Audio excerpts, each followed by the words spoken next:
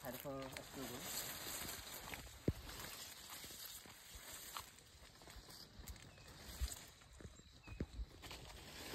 এই ৰাইট চাইডে আমি দেখিবলৈ পাইছোঁ এটা মৈদাম। এই মৈদামখিনি চিনাক্তকৰণ কৰিব পাৰিছোঁ যে মহিলাৰ মৈদাম, কাৰণ মানে ৰাইট চাইডে সদায় মহিলাৰ মৈদাম থাকে।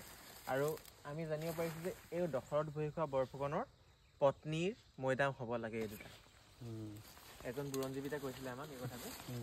আৰু এয়া অকল এই তিনিটাই মৈদামে নাই আমাৰ ৰাংচালি গাঁৱৰ মানে আপোনাৰ মন্দিৰ জংঘল ব্লক এৰিয়াত। আমি নতুনকৈ নামাকৰণ কৰিছোঁ ৰাংচালি মৈদাম ক্ষেত্ৰ বুলি। এইখন মানে গোটেই ক্ষেত্ৰখনত আপোনাৰ প্ৰায় 150ৰো অধিক মৈদাম দেখিবলৈ পোৱা গৈছে। কিন্তু আগতে আমি হয়তো ইয়াতকৈ বেছি আছিলে, কিন্তু বহু ক্ষেত্ৰত জৰাজীৰ্ণ হৈ পৰিছে। ব্ৰিটিছেও বহুতখিনি বাগান ৰুলে, তেতিয়াও নাইকিয়া হ'ল। আপুনি চাৰিওপিনে দেখিলে সৰু সৰু ঢিপ আকাৰ, সেই ঢিপ আকাৰ সকলো এটা মৈদাম, পালি মৈদাম বুলি ক'ব। সৈন্যবাহিনী হওক কিবা হওক। অলপ জুম কৰি দিব ঢিপকেইটা। হয়, আৰু ইয়াৰ দৃশ্যবোৰ খুব মনোমোহা হয়। এনেকুৱা ছিজনত মানে খুব ভাল হয় আহিবলৈ।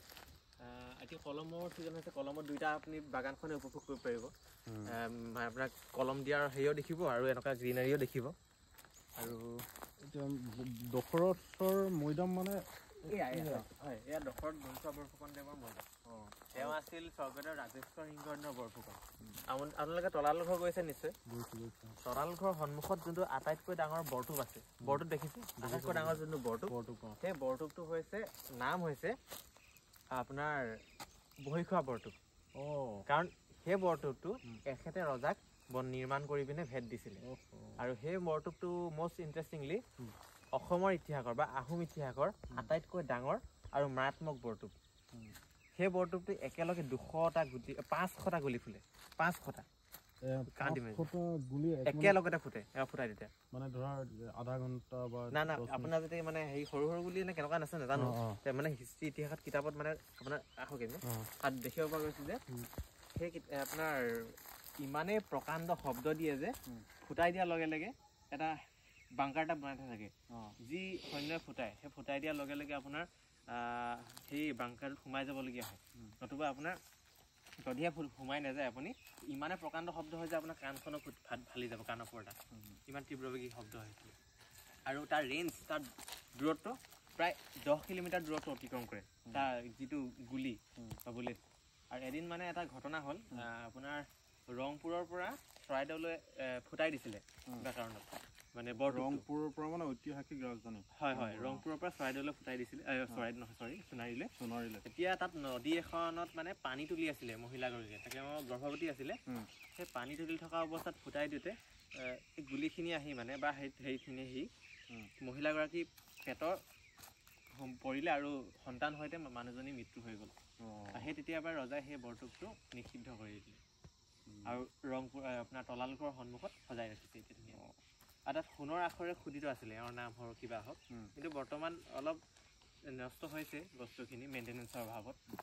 মাজতে কথা এটা কওঁ দেই, দশৰথ ডাঙৰীয়া তেখেতৰ আগতে যোনটো আহোম নাম আছিলে, সেইটো এনেই গম পোৱা যায় নে? বৰ্তমান আমি সেইবোৰ ইমান এটা যোৱা নাই, আমি ৰিচাৰ্চ চলি আছে। কাৰণ মানে আমি এখনি কিতাপ উদ্ধাৰ কৰিবলৈ পোৱা গৈছে, কিন্তু সেইটো কথা আমি পাব্লিছ কৰা নাই ইমান বৰকৈ। সেইখন কিতাপত আপোনাৰ বহুখিনি তথ্য আমি পাইছোঁ। আৰু আপোনাৰ সেইখন কিতাপ মানে আছিলে আগতে ডাঙৰীয়া বিষয়াবোৰহে মানে বুৰঞ্জী লিখে। আহোমসকলৰ এটা ভাল গুণ আছিলে বা ভাল আপোনাৰ হেৰি আছিলে, কৰ্ম আছিলে, তেওঁলোকে ইতিহাসবোৰ মানে বুৰঞ্জী লিখি গৈছিলে। আৰু সেই বুৰঞ্জীত আমি গম পাব পাৰিছোঁ যে এওঁৰ অস্তিত্বৰ কথা, এওঁৰ কি হৈছিলে কি নাই, এওঁৰ পৰিচয়টো। আৰু তেওঁৰ পৰিয়ালবৰ্গ বৰ্তমানেও কলিয়াবৰত আছে। কাৰণ বৰফুকনসকলৰ কাৰ্যভাৰ থাকে কলিয়াবৰত, জানে নিশ্চয়? কলিয়াবৰ, হয়, লোৱাৰ আছাম। ত' তেওঁ বৰ্তমানেও মানে আমি পৰিয়ালবৰ্গৰ সন্ধান উলিয়াব বিচাৰি আছোঁ।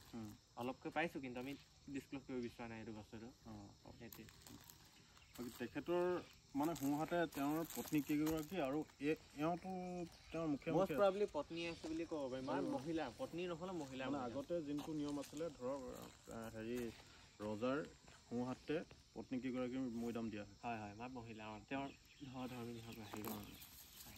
এয়া আমি কাষতে এটা চাউচাঙিৰ আৰ্হিত জিৰণি চৰা এটা বনাইছিলোঁ। চাউচাঙিৰ আৰ্হিত কমপ্লিটলি চাউচাঙ বুলি ক'ব নোৱাৰি। আপুনি এবাৰ কৈ দিব চাউচাঙৰ বিষয়ে অকণমান যদি কৈ দিয়ে। মই বৰ বিশেষ ইমান এটা ৰিচাৰ্চ কৰা নাই বা ইমান বিষয়ে অৱগত নহয়, তথাপিতো কৈছোঁ চাউচেং হৈছে আহোমসকলৰ উপাসনা মানে ইয়াত পূজা আমি ঠিক নকৰোঁ। ইয়াত আমি মানে এটা সেই আপুনি ধৰক ঘৰ আৰু যাত আমি ধুনীয়াকৈ আলোচনা বিলোচনা কৰিব পাৰোঁ বা তেওঁলোকৰ মানে এটা ঐতিহাসিক ঘৰ সেয়া আমি বুলিয়ে জানো। আৰু তাত আপুনি ধুনীয়াকৈ বা আপুনি পৰিৱেশ এটা সৃষ্টি কৰিব পাৰে যাতে মানে আমি আহি পিনে গম পাওঁ যে আহোমসকলৰ বস্তু মানে কিবা কিবি ফটো চটো ৰাখিব পাৰে। আমি এতিয়া যদি মেডাম মেফি পাতোঁ বা তেনেকুৱা আহোমসকলৰ যোনটো মেডাম মেফি আমি বাহিৰত পাতিব পাৰোঁ, ডাম্ফি কৰোঁ, হয় হয়, তেনেকুৱাবিলাক মানে নিয়ম আমি সাধাৰণতে চাউচেং ৰেণত কৰা হয়। কিন্তু হিচাপ মতে মই ইমান বিজ্ঞ নহয় বাৰু এই বিষয়ত, কিন্তু হিচাপ মতে বাহিৰতহে কৰে মানে বাহিৰত কৰা হয়, বাহিৰত কৰে সেইটো মানে ভিতৰত মানে মেইন পূজা ভাগ ভিতৰত নকৰে হয়। কাৰণ এটা আছে এইটো অভিজ্ঞ হ'লে ক'ব আপোনালোকে। আমি মেডাম মেফি ভাগ দিম ইয়াত আপুনি আছে বাঁহৰ সেইটো ইয়াতে আমি ধুনীয়াকৈ কলপতোৱা চলপতোৱা দিলোঁ, এইডোখৰতে আমি ধুনীয়াকৈ হেৰি মেহেঙা বুলি কয় মেহেঙা পাতোঁ। আমি বৰ্তমান কণীয়ে কৰি আছোঁ কাৰণ মানে এই গোটেই এৰিয়াটোত আমি মানে মাছ মাংস ভক্ষণ নকৰে কোনো, কাৰণ মান্যতা আছে যে বহুত মানে অলৌকিকতা বহুত কথা শুনিব পোৱা গৈছে ইয়াত বহাগৰ পৰা। সেইকাৰণে বিশ্বাসৰ কাৰণে মানে এই বস্তুখিনি এতিয়াও মানে সজীৱ হৈ আছে, নহ'লে এইখিনিও নষ্ট হৈ গ'লহেঁতেন। কাৰণ তেতিয়া সেই ব্ৰিটিছৰ দিনৰ পৰা এতিয়ালৈকে এনেকুৱা এটা ঠাইত মানে এইটো থকাটো বহুত ডাঙৰ কথা, কাৰণ ব্ৰিটিছসকলে খান্দি মেলি ধ্বংস কৰি দিয়ে, বাগান ৰুই দিলে। এইটো মানে সেই অলৌকিকতাৰ কাৰণে হয়তো আছে এই ঠাইত এতিয়াও। এতিয়া আমাৰ এই হেৰি মৈদাম ভাগি সম্পূৰ্ণৰূপে মানে ছেফ হৈ আছে নে ঠাণ্ডা মেলা হৈছে কিবা কোনোবা ৰাতি চুৰ ডকাইত এইবিলাক? এতিয়া ব্ৰিটিছৰ যুগতো আপোনালোকে গম পাইছিলে তেতিয়াতো বহুত জেগাত আমাৰ অকল এই ঠাই বুলি নহয় গোটেই সমগ্ৰ অসমতে উপদ্ৰৱ চলিছিলে। আৰু তেনে অৱস্থাত মৈদামৰ পৰা খনন কাৰ্য নাই হোৱা বুলি আমি ক'ব নোৱাৰোঁ। আৰু তাৰ পিছতে ইয়াত তেনেকুৱা দুটামান কথা আমি গম পাব ধৰিছোঁ। আমাৰ জন্মৰো আগত বহু বছৰ আগত হয়তো 40-50 বছৰ আগত আমাৰ মাৰবাৰী সম্প্ৰদায়ৰ ব্যক্তি কেইজনমান আছিলে আমাৰ গাঁৱতে।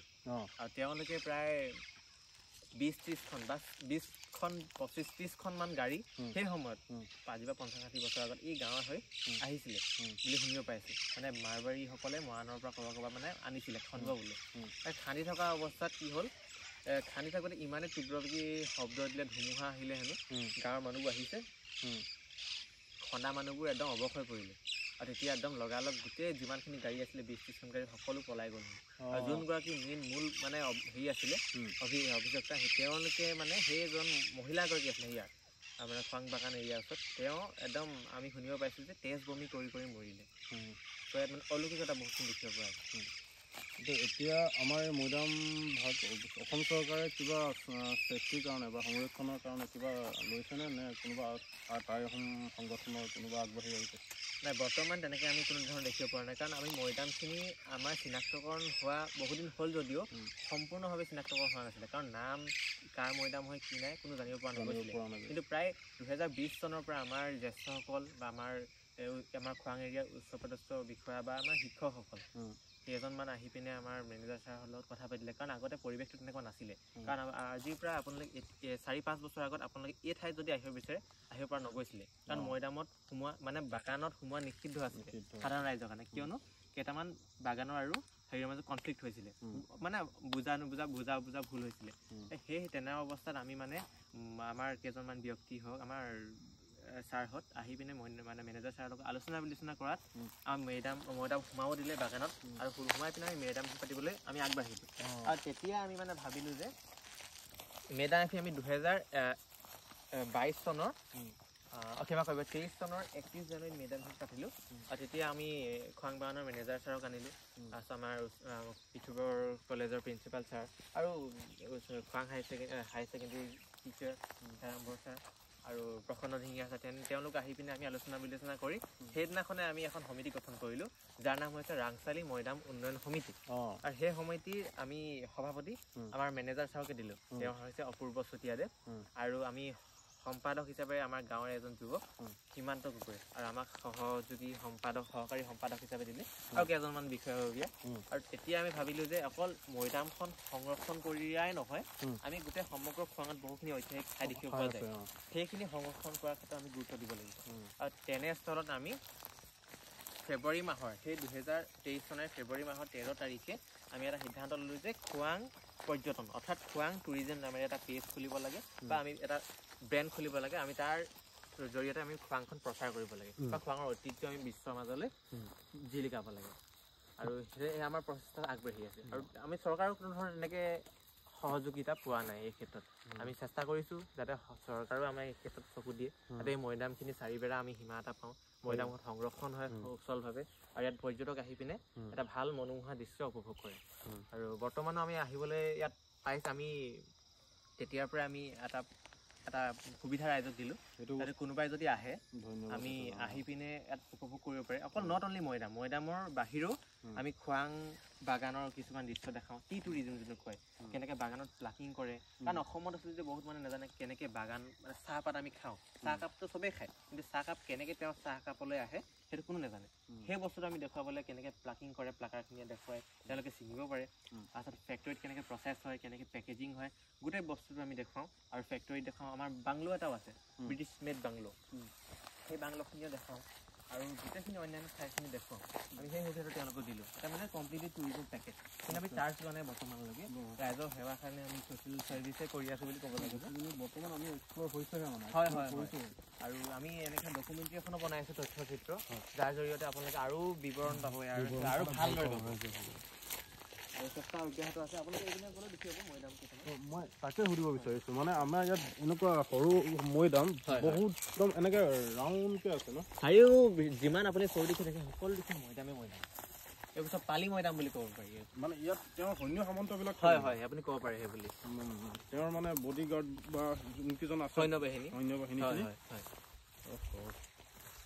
এই গোটেই এৰিয়াটো হৈছে আপোনাৰ 472 বিঘা মষ্ট প্ৰবাবলি 70+ হেক্টৰ আছে আৰু বিশাল এৰিয়া আৰু এৰিয়া সকলো দিশে মানে সিঁচৰিত হৈছে মৈদাম আৰু বাগানো আছে বৰ্তমান এই আমি হিচাপ কৰা নাই কিন্তু 150ৰ অধিক মৈদাম আছে থাকিব লাগে এতিয়া ইয়াতো তেওঁলোকৰ পালি পহৰীয়াৰ হেৰি মৈদাম হ'ব লাগে কিন্তু এইবিলাক মষ্ট প্ৰবাবলি এইবিলাক খন্দা হৈছে নিচিনা লাগে ন মাটিবিলাক চাই পেলাই সেইবুলি আমি হৈছে চাগে ব্ৰিটিছৰ দিনতে হওক বা তাৰপিছতে হওক না বুলি ক'ব নোৱাৰি হা বুলি ক'ব নোৱাৰি এতিয়া তেনেকুৱা মানে 100ৰ ওপৰত মৈদাম আছে সকলো মিলাই নিশ্চিত আছে আগলৈ আপুনি আৰু এটা দৃশ্য বিৰল দৃশ্য আছে আমি স্থানীয়ভাৱে কয় 5 ভনী মৈদাম বা 5 মন্দিৰ কিয়নো সেই অকণমান আগলৈ আপোনালোকে দেখিব 5টা মৈদাম শাৰী পাতি আছে ক্ৰমান্বয়ে ইটোৰ পৰা সিটো ডাঙৰ হৈ গৈ আছে একেবাৰে প্ৰথমটো আটাইতকৈ সৰু সিটো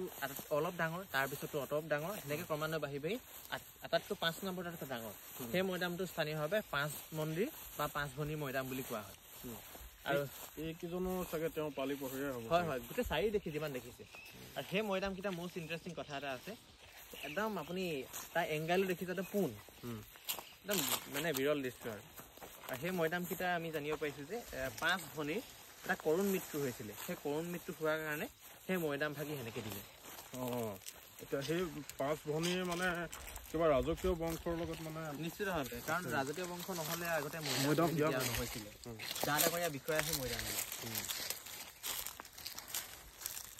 আৰু মৈদামবোৰ এনেকুৱা এটা আমি জানিব পাৰিছোঁ যে যিমান আপোনাৰ কৰ্ম দক্ষতা ডাঙৰ যাৰ আপোনাৰ ভাল যিমান আপোনাৰ কৰ্ম আছে কৰিছে সেই তাৰ বিনিময়ে আপোনাক মানে মৈদাম ভাগি ডাঙৰ দিয়া মাজতে কথা কৈছোঁ দেই মানে আগতে মৈদাম দিয়া হৈছিলে চাগে কিন্তু মানে ইমান ধুনীয়াকৈ বা ডাঙৰকৈ যিমানে ডাঙৰ বিচাৰ হয় সিমানেই ডাঙৰকৈ মৈদাম দিয়া হয় নহয় জানো কিন্তু যেতিয়া টাই আহোম দিনৰ সেই ৰাজকীয় কথা কৈছোঁ ৰাজকীয় দিনবিলাকত যেতিয়া মানে মৈদামবিলাক সকলোৰে যিকোনো টাই আহোম বংশৰে মানুহসকলক মানে মৈদামেই দিয়া হৈছিল কিন্তু ৰাজকীয় বংশৰ মানুহবিলাকে যিমানে ডাঙৰ পদবী লৈ থাকে সিমানে ডাঙৰকৈ মৈদাম দিয়া কিন্তু এইটো দেখি বহুত বেয়া লাগে ইমান শ মৈদাম আছে এতিয়া বাগানৰ ওপৰত এইবিলাক বস্তু যদি বহলভাৱে হেৰি কৰে সংৰক্ষণ কৰি পিনে টুৰিষ্ট প্লেচ বনাই দিয়ে বৰ্তমানে আমাৰ বহুত পৰ্যটক আহে আমি চেষ্টা কৰি আছোঁ এই ক্ষেত্ৰত আমি মানে আৰু অলপ আগবঢ়াবলৈ যাতে পৰ্যটকসকলে আহি পিনে এটা ধুনীয়া দৃশ্য উপভোগ কৰে আৰু এটা ভাল এক্সপিৰিয়েঞ্চ পায় অভিজ্ঞতা কিন্তু বিৰাটেই ধুনীয়া হৈছে ইয়াৰ চাগে মৈদাম আছিলে খান্দি মেলি শেষ আমি যদিও গছকি আছোঁ মৈদাম কোনো নাজানো কাৰণ মৈদাম আছিলে যদি গোটেই চাৰিৰ কাষে সিঁচৰিত হৈ আছে আমি অকণমান চাওঁ নেকি পাৰিব আমাৰ একদম কিছু সময়ৰ আগত আমাৰ USA অৰ্থাৎ ইউনাইটেড ষ্টেট অফ আমেৰিকা আৰু কেনাডাৰ পৰা আমাৰ 7জন পৰ্যটক আহিছিলে পোন প্ৰথমবাৰৰ বাবে তেওঁলোক ইণ্ডিয়ালৈ আহিছিলে ভাৰতবৰ্ষ আৰু প্ৰথমতে আমাৰ গাঁৱলৈ আহিছিলে এক্সপ্ল'ৰ কৰিব আৰু তেওঁলোকক আমি ধুনীয়াকৈ অসমীয়া কালচাৰ তাৰপিছত আপোনাৰ আমাৰ খাদ্যসমূহ দেখুৱালোঁ এয়া মৈদাম দেখি ইমানেই বেয়া লাগে মৈদামটো মানে মাজতে ফালি মেলি এইটো বাগানৰ নলা খান্দি দিছে নলা হৈ গৈছে হয় এইবিলাক বস্তু কিমান এটা মহান ডাঙৰ বস্তু আমি সংৰক্ষণ কৰিব লাগে কিন্তু এইবিলাক আমাৰ সম্পদ হয় এই সম্পদবিলাক মানে চকু নিদিয়াৰ কাৰণে অৱস্থাত আছে বৰ্তমান দেখিলে বেয়া লাগে ডেইলি আমিতো প্ৰত্যেক দিনা দেখিব পাৰোঁ কিন্তু মানে গা চাট খাই উঠে তথাপিতো উপায় নাই যিমান পাৰোঁ চেষ্টা কৰি আছোঁ দেখাচোন মৈদামটো এবাৰ ইমান ধুনীয়া হেৰি মৈদামটো খান্দি মেলি এইটো চাগে কিবা কীৰ্তিচিহ্ন থাকিলেও মানে এইবিলাক বস্তু হেৰাই গৈছে নহ'লে কোনোবাই লৈ গৈছে হয় নাই বেয়া লাগে এইবিলাক দেখিলে মানে তাকে আমাৰ ৰাইজ সজাগ হ'ব লাগে এইবোৰ ক্ষেত্ৰত আমাৰ ৰাইজ প্ৰশাসন সকলোৱে সজাগ হোৱাটো অত্যন্ত প্ৰয়োজনীয় তাইসমূহ সংগঠনবিলাকো আগবাঢ়ি আহিব লাগে হয় মই সকলোকে অনুৰোধ জনাইছোঁ যাতে কোনোবা আহক সকলোৱে চেষ্টা কৰক আমাৰ এই সম্পদভাগী আমি যাতে ভালদৰে পৰ্যটকৰ আকৰ্ষণীয় কেন্দ্ৰবিন্দু কৰিব পাৰোঁ বা নহ'লেও আমি নিজৰ এই ঠাই আমাৰ খোৱাংখনৰ কাৰণে এটা সম্পদ হিচাপে গঢ় দিব পাৰোঁ এইকেইটা সংৰক্ষণ হোৱাটো অত্যন্ত প্ৰয়োজনীয় বহুত প্ৰয়োজন আছে এইখিনি বস্তু মানে ষ্টেপ বাই ষ্টেপ লাহেকৈ কামখিনি আগবঢ়াই কৰিব পৰা হ'লে ভাল আছিল হয় এইপিনে যাই যাব পাৰিব 5 ভনী মৈদাম চাই আহোঁ এইপিনে ওলাবি লংকা হ'ব এইপিনে চৰকাৰ হ'ব অঁ হৈ গ'ল এয়া মোৰ লগত আছে নীৰজ গগৈ নমস্কাৰ তেখেতলোকে কিমান ধুনীয়াকৈ এই মৈদামবিলাক পৰিচালনা আৰু চোৱা চিতা কৰি আছে বৰ্তমান কোনো ধৰণৰ মানুহৰ সহায় নোপোৱাকৈ বিনামূল্যে বুলি ক'ব লাগিব য'ত তেওঁলোকে প্ৰতিটো মাহে ইয়াত তেওঁলোকে চাফ চিকুণৰ পৰা লৈ ধুনীয়াকৈ ৰাখিছে তাৰ কাৰণে তেওঁক বহুত ধন্যবাদ আৰু তেখেতে আজি আমাক দেখুৱাবলৈ লৈ আহিলে এই ৰাংচালি মৈদামৰ ঐতিহাসিক জেগাডোখৰ তাৰ কাৰণে তেওঁক বহুত ধন্যবাদ থাকিল অনাগত দিনত আমি তেওঁক আৰু ভাল হওক তেওঁৰ ভাল হওক আৰু তেওঁ ইয়াকে লৈ আগবাঢ়ি যাওক অলপ ইয়াৰ বিষয়ে অলপ আমাৰ নীৰজে অলপ কিবা এটা ক'ব নাই মইনো কি ক'ম পোনপ্ৰথমতে আমি নয়ন দাক ডক্টৰ নয়ন চাংমাইদাক ধন্যবাদ জ্ঞাপন কৰিছোঁ আৰু তেওঁৰ সহযোগী প্ৰাণকৃষ্ণ ফুকন ডাঙৰীয়াক আমি একদম অত্যন্ত সুখী হৈছোঁ যে তেওঁলোকক পাই পিনে যে তেওঁলোকে আজি আহিলে আমাৰ মৈদাম পৰিদৰ্শন কৰিলে আৰু এই ক্ষেত্ৰত মৈদামখিনি চোৱা চিতা হওক বা মৈদামখিনি চাফ চিকুণ হওক কেৱল মাত্ৰ এজন মানুহ বা দুজন মানুহ কৰাটো সম্ভৱ নহয় আপোনালোকেও জানে এই ক্ষেত্ৰত বহুখিনি মানুহ জড়িত হৈ আছে তেওঁলোকে সময় দিছে তেওঁলোকে নিজৰ সামাজিক দায়বদ্ধতা দেখাইছে ছ'চিয়েল ৰেছপনচিবিলিটি দিছে সেইকাৰণে আমি এই ক্ষেত্ৰত আগবাঢ়িব পাৰিছোঁ নহ'লে সম্ভৱ নহ'লহেঁতেন এইখিনি আজিলৈ আপোনালোকে চোৱা আৰু আমাৰ প্ৰায় 40জনমান ইউথ আমাৰ যুৱ প্ৰজন্ম জড়িত হৈ আছে তেওঁলোককো ধন্যবাদ জ্ঞাপন কৰিছোঁ ইয়াৰ পৰাই আৰু আমাৰ শিক্ষক শিক্ষয়িত্ৰীসকল যিসকলে এই ক্ষেত্ৰত জড়িত হৈ আছে তেওঁলোককো ধন্যবাদ জ্ঞাপন কৰিছোঁ তেওঁলোকৰ অবিহনে এইখিনি সম্ভৱ নহ'ল হয় আমি আগন্তুক দিনলৈ আমি সকলোৱে লগ হৈ পিনে আমি এইখিনি ঠাই বা এই গোটেই সমগ্ৰ খোৱাংখনৰ বিভিন্ন ক্ষেত্ৰত আমি পৰ্যটনৰ কেন্দ্ৰবিন্দু কৰি দিয়াৰ ক্ষেত্ৰত আমি একদম যৎপৰোনাস্তি চেষ্টা কৰিম ধন্যবাদ